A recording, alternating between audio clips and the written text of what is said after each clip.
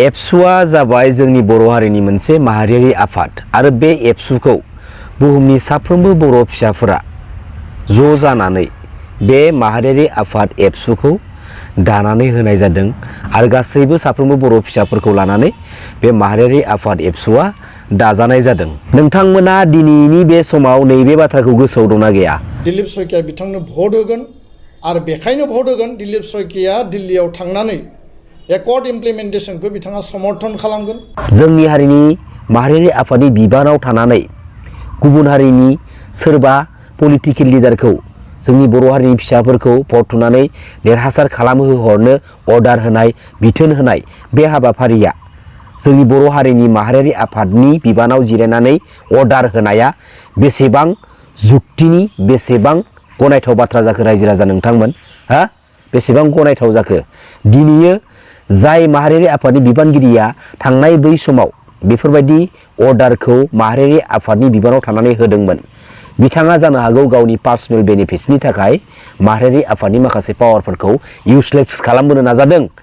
जानो हागौ। बे बाथ्राया सैथो, जायनि थाखाय दिनैनि बे स्टेजाव जोंनि बुहुमनि साफ्रोमबो बर' फिसाफ्रा नैबे थासारियाव थाफैनो गोनां जानानै फैबाय। दिनै साफ्रोमबो बर' फिसानि बिखायाव गोसोआव मोनफा मोनफा सोंथि दं, नाथाय गोबां बर' फिसाफ्रानो दिनैयो है सोंबाबा मा जागोन, सोंबा आरो दावरावसो जागोन नामाथाय, बेफोरबायदि गोबां रोखोमनि गोबां प्रब्लेमफोरखौ लानानै दिनैयो सिरि जानानै दङ। हा नंगौना नङा रायजो राजा नोंथांमोन? सिरि जानानै दङ। दिनैनि बे समाव जोंनि हारिनि गेजेराव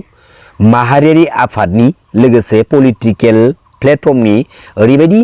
माखासे लिडारफोर दङ जायफोर लिडारफोरा गावसोरनि गोसो बायदि साननाय बाथ्राफोरखौ जों रायजो राजानि सिगाङाव फोरमायबाय थायो। जोंनि बर' हारिनि गेजेराव बुहुमाव थानाय बर' फिसाफोरनि गेजेराव साननो हानाय मेलेमजिबि गोरों बर' फिसा सुबुं गैला नामा? हा बैफोर मानसिफोरा बेफोरबायदि साननानै गोसो बायदि बाथ्रा बुंबाय थायो। गोसो बायदि माने गावसोरनो माने डमिनेट खालामनानै जोंनि बर' हारिनि सिस्टेमखौ सलायनो नाजाबाय थानाय माखासे सिस्टेमफोरखौ जोङो दिनै नुनो मोनगासिनो दङ। दा बैफोर मानसिफोरनि माखासे नुथायफोरखौ नुनानै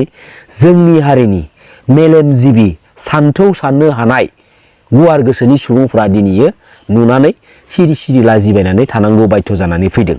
दिनै बुहुमनि साफ्रोमबो बर' फिसाफोरजों लोगोसे गुबुन हारिनि सुबुंफोराबो रोखा रोखा मिन्थिजोब्बाय जे थांनाय 2027 जानुवारिनि जा बिटिआर पिस एकर्डमोन ना एनडिबि ब्रादार्समोनखौ लानानै बियो मोनसे पलिटिकेलि मोनसे एकर्डसोखा, जायनि जाहोनाव दिनैसिमबो मानगोनां रन्जन दैमारि सारजों लोगोसे जोबथेसालियाव थानांनाय जेसेबांखिनि एनडिबि ब्रादार्समोन दङ बैसोरो थांनाय बिटिआर एकर्डनि गेजेरजों उनावबो उदां जानो हादिया। नाथाय मोनसे बाथ्रा बुंनि आङो, बिटिआर एकर्डनि उनावहाय मानगोनां प्रमद बर' बिथाङा मा लेक्सार मारियो जों रायजो राजानि सिगाङाव, बिटिआरआ मुङानो बेसेबांबा गेदेरखानो, मुङानो बेसेबांबा गेदेरखा। दा बे बिटिआर मुंखौ मोननो थाखाय बुहुमनि साफ्रोमबो बर' फिसाफ्रा सोमावसारदोंमोन नामा? बे बिटिआर मुंखौ मोननांगौनि थाखाय जायफोर जोंनि बर' हारिनि जोहोलाव आरो जोहोलावजोफोरा गावसोरनि बेसेन गोसा जिउखौ जोंनि हारिनि थाखाय दिनै दान होनानै थांबाय, बैसोरो बे बिटिआर बायदि गेदेर मुंखौ मोननो थाखाय सोमावसारदोंमोन नामा? आरो बे बिटिआर एकर्डनि उनावहाय मानगोनां प्रमद बर' बिथाङा मैगं फाननानै जाग्रा जोंनि बर' आइजोफोरखौ लानानै हाग्रायाव दंफां दाननानै बोथिसे ओंखाम जानो हाग्रा न'खरफोरनि सुबुंफोरखौ लानानै पलिटिकेलि माखासे डायलग मारिनाय, दिनैयो जोंनि हारिनि माखासे लिडारफोरा गोरिब गुन्द्रा न'खरनिफ्राय लानानै गासैबो सिस्टेमखौनो बिसोरो गावसोरनि पार्सनेल इउज खालामनो नाजाबोनाय, गावसोरो गादबनानै क्रेश सेफायनो नाजाबोनाय माखासे थासारिफोरखौ जोङो एसेबाबो हमदांहरनो हाबाय दङ। दिनैयो मैगं फाननानै जाग्रा बै बर' न'खरा बैसोर पलिटिकेल लिडारफोरनि मा गोरोन्थि मा दाय मावदोंमोन? बै हाग्रानिफ्राय बन लाबनानै बोथिसे ओंखाम जाग्रा बै बर' न'खरनि बर' सुबुंफोरा दिनै बैसोर पलिटिकेल लिडारफोरनि मा दाय मावदोंमोन? बेफोरबायदिनो गोबां रोखोमनि गोबां बाथ्रा रायजो राजा नोंथांमोन, दिनै जोंनि हारिनि माखासे पलिटिकेल लिडारफोर आरो लिडारफोरा जोंनि हारिनि गोरिब न'खरफोरनि गोरिब सुबुंफोरखौ आरोबाव गाख्रेबसिनबावनानै आरोबाव नासयसिनबावनानै बैसोरखौ इउसलेस खालामनो नाजानाय माखासे प्लेन पलिसिफोरखौ जायफोर जोंनि हारिनि बै माखासे लिडारफोरा सिमां सुजुबाय थायो बैसोरनि सिमांखौ जों मालाबाबो जाफुंनो होनाय नङा आरो जाय बेफोरबायदि सिमां सुजुग्रा सिमां नुग्रा जोंनि हारिनि लिडारफोर बे सिमां सुजुनाय हाबाफारिनिफ्राय गोजानाव थाखायोबा जानगाराव थाखायोबा नोंनि थाखाय नोंसिनि थाखायनो मोजां जागोन आं बेखिनिखौ गुरै खावलायहरखानाय थाबाय। दिनै मोनसे बाथ्रा बुंनि आङो मानगोनां प्रमद बर' बिथांनिसिम बिटिआर पिस एकर्डनि उनावहाय जायखौ होनो गोजोन गोरोबथा आरो बे गोजोन गोरोबथानि स्ल'गाननि गेजेर गेजेर मानगोनां प्रमद बर' बिथाङा बिटिसि पलिटिकेल सिस्टेमाव आगान होनानै बिथाङा CEMनि चेयाराव जिरायनानै दङ आरो बिथाङानो जोंनि बिटिसि गभर्नमेन्टखौ सालायगासिनो दङ। बे गोजोन गोरोबथानि स्ल'गाननि गेजेर गेजेर मानगोनां प्रमद बर' बिथाङा जोंनि बिटिसि ओनसोलखौ लानानै पलिटिकेल सिस्टेमनि गेजेरजों गोजोन खालामलांनो थाखाय गोजोन थासारिखौ लाबोनो थाखाय आरो गोजोननि माखासे खामानिफोरखौ अरायसम मावलांबाय थागोननि थाखाय जों रायजो राजानि सिगाङाव गोबां रोखोमनि गोबां बाथ्राफोर खोथाफोरखौ बिथाङा सानफ्रोमबो बुंबाय थायो आरो बाथ्रा लाखिबोदों। दा बे बिथिंनि बेलायाव नैबे बाथ्राखौसो आं बुंनो सानदों जाय बिटिआर पिस एकर्डनि गेजेरजों जायफोर दफाफोरखौ लिरनानै लानानै फैनाय जादोंमोन दा बैफोर दफाफोरखौ मावफुंनांगौनि थाखाय मावफुंनो थाखाय दिनै जोंनि हारिनि माहारियारि आफाद बा जोंनि हारिनि बर' फिसाफोरा लामायाव ओंखारनानै धरना होनांगौनि मा गोनांथि दङ मा दरखार दङ जेरावनोखि बिटिआरआ मोनसे पिस एकर्ड मोनसे गोजोन गोरोबथासोखा बे गोजोन गोरोबथानि गेजेरजों जायफोर दफाफोरखौ मावनांगौनि थाखाय मावफुंनांगौनि थाखाय लिरनानै रोखा रोखा लानानै फैनाय जादों बैफोर दफाफोरा एभ्रिथिं गोजोननि थाखाय आरो गोजोनै सिरि सिरि अट'मेटिकलि इमप्लिमेन्ट जाजोबनांगौ। नंगौना नङा रायजो राजा नोंथांमोन जुदि थारैनो बिटिआर एकर्डआ मोनसे पिस एकर्ड मोनब्ला आरो जाय बिटिआर पिस एकर्डनि गेजेरजों जायफोर दफाफोरखौ दिनै लिरनानै लाना फैनाय जादों बैफोर दफाफोरखौ जाफुंसार खालामनांगौनि थाखाय मावफुंनांगौनि थाखाय इमप्लिमेन्टेसन खालामनांगौनि थाखाय जों बर' हारिनि रायजो राजाफ्रा लामायाव ओंखारनानै धरना खालाम जुदि आगान होलांबाय थानांगौ बाध्य जानानै फैयोब्ला अब्ला दिनै मानगोनां प्रमद बर' नोंथाङा बे पलिटिकेल सिस्टेमाव सासे पलिटिकेल लिडार जानानै दिनैयो CEMनि चेयाराव जिरायनानै दङ। नोंथाङा दिनैयो पलिटिकेल प्लेटफर्माव मानि थाखाय मा थांखिजों मा एजेन्डाजों दिनै सासे पलिटिकेल लिडार जाहैखो नोंथांनि बे पलिटिकेल सिस्टेमनि गेजेरजों पलिटिकेल प्लेटफर्मनि गेजेरजों जायफोर पावारफोरखौ मोनो बाहायनो थाखाय बैफोर पावारफोरखौ नोंथाङा मानो बाहायाखै दिनै नोंथांनि दैदेननाय गभर्नमेन्टनि समावनो जों ओरैबायदि जाथायफोरखौ जों नुनो मोनदों जों गावबा गाव मेगनजोंनो जों नुनो मोनदों माखासे ओरैबायदि लिडारफोर दङ जायफोर लिडारफोरानोखि गावसोरखौ सोरबा जोंनि बर' हारिनि बर' फिसाया जुदि माबा मोनसे पइन्टखौ लानानै बाथ्रा बुंहरोब्ला बैनि सायाव माने आयेननि हेफाजाबजों माने इलिगेलि पावारफोरखौ इउज खालामनानै माने एक्सन लानाय माखासे जाथायफोरखौबो जोङो दिनै नुनो मोनदों। बेसे लासिंसिंनि बाथ्रा एसेबां गाहाय थाखो गोसोनि मानसियासो दिनै जोंनि बर' हारिखौ सामलायनो थाखाय बे बिटिसिनि पलिटिकेल सिस्टेमाव पलिटिकेल लिडार जानो फैदों। नाय रायजो राजा नोंथांमोन बेसेबां साननो गोरों जानो हागौ अब्ला बैफोर लिडारफोरा नाय जोंहाबो बुंनो हानाय राइट्स दङ आरो नोंथाङानो मोजां मिथिखागौ नंगौना नङा दिनैयो जोंनि बे बिटिसिआ बुहुमनि साफ्रोमबो बर' फिसाफोरनि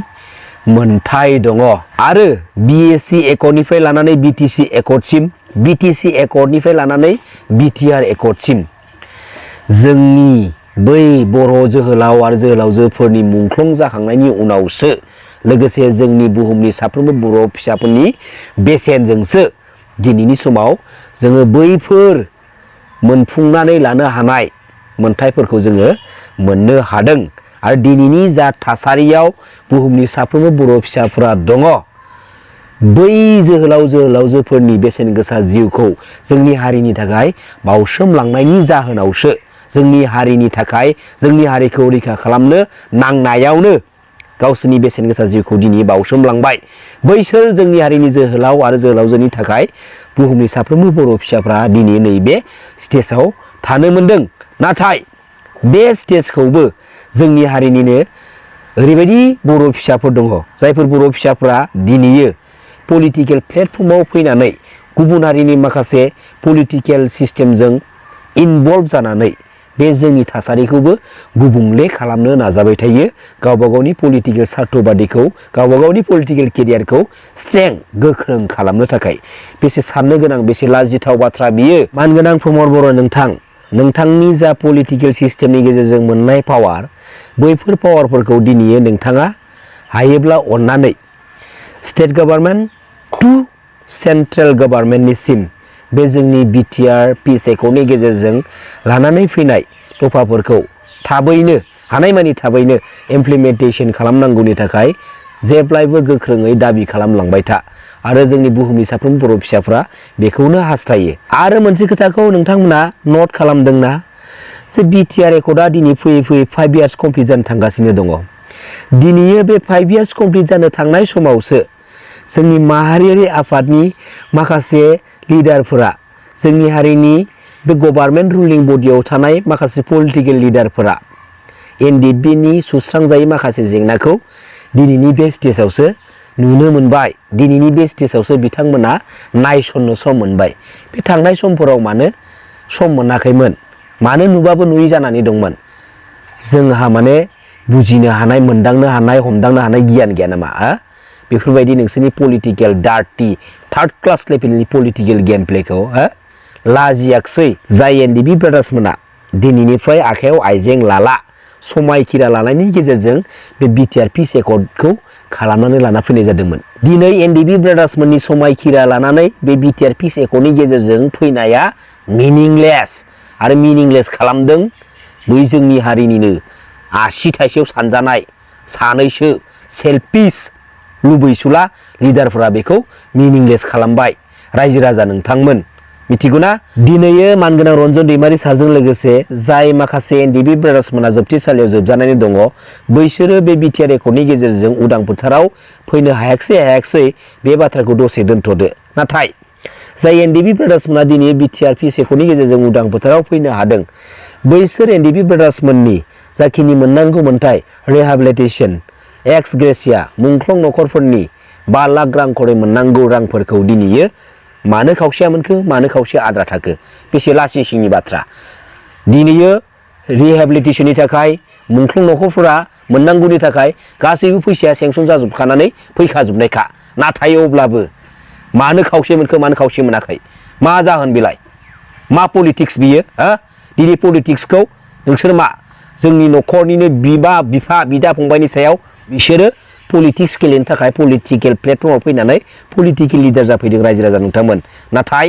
जों रायजो राजाफ्रा दिनैयो बैफोर माखासे लिडारफोरखौ सिनायनो रोंलिया समनि फाखनाव जोङो आन्दायबायनानै बैफोरबायदि लिडारखौ जोङो गावबा गावनि बेसेन गोसा भटखौ थुनानै साफा लिडार खालामहोहरदों जोंनि हारिनि मोजां मावहैगोननि थाखाय जोंनि हारिनि सिस्टेमखौ रैखा खालामगोननि थाखाय नाथाय दिनै गासैबो उल्था आरो खोनानो मोननाय बायदिब्ला जोंनि हारिनि गेजेराव ओरैबायदि पलिटिकेल लिडार दङ रायजो राजा नोंथांमोन गावखौ सासे पलिटिकेल लिडार खालामनो थाखाय गावखौ सासे नेता खालामनांगौनि थाखाय गुबुन हारिनि सोरबा लिडारनि आथिङाव थांनानै खुलुमहैनानै रिक्वेस्ट खालामहैदों जायनि थाखाय बैफोर लिडारफोरा जेरावनोखि गुबुननि हेफाजाबजोंसो